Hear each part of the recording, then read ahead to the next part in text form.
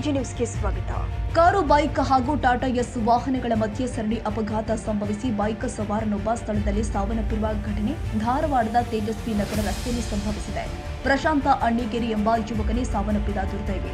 ಇನ್ನೋರ್ವ bike ಸವಾರನ ಗಂಭೀರವಾಗಿ ಗಾಯಗೊಂಡಿದ್ದು ಆತನಿಗೆ ಧಾರವಾಡ ಜಿಲ್ಲಾ ಆಸ್ಪತ್ರೆಯಲ್ಲಿ ಚಿಕಿತ್ಸೆ ನೀಡಲಾಗ್ತಾ ಇದೆ. ಕಾರು ಚಾಲಕನ ಅಜಾಗರೂಕತೆಯಿಂದ ಈ ಘಟನೆ ಜರುಗಿದೆ. ಇನ್ನು ಕಾರು ವಶಕ್ಕೆ ಪಡೆದ ಸಂಚಾರ ಠಾಣೆ ಪೊಲೀಸರು ಪ್ರಕರಣ ದಾಖಲಿಸಿಕೊಂಡಿದ್ದಾರೆ. ಕನ್ನಡಿಗರ ಮೆಚ್ಚಿನ ನಿಮ್ಮ ಎಜೆ 24/7 ನ್ಯೂಸ್ ಕನ್ನಡ ವಾಹಿನಿ ಇದೀಗ ಟಿವಿಯಲ್ಲಿ ಲಭ್ಯ. ವೇಳೆ ನೋಟಿಸ್ ಕೊಟ್ಟಿದ್ರೆ ವಾಪಸ್ ತಗೋತೀವಿ. ಇವತ್ತು ವಕ್ಫ್ ಪ್ರಾಪರ್ಟಿ ಅಂತೇಳಿ ಬರ್ತದೆ ಅಂತ ಹೇಳಿದ್ರೆ ರೈತರು ಬೀದಿಗೆ ಬಂದ್ರೆ ಏನ್ ಮಾಡ್ಬೇಕಾಗತ್ತೆ? ಯಾರು ವೋಟ್ ಹಾಕಿಲ್ಲ ಅಂದ್ರೆ ಗ್ಯಾರಂಟಿನೆಲ್ಲ ಸ್ಟಾಪ್ ಮಾಡ್ಬಿಡ್ತೀವಿ.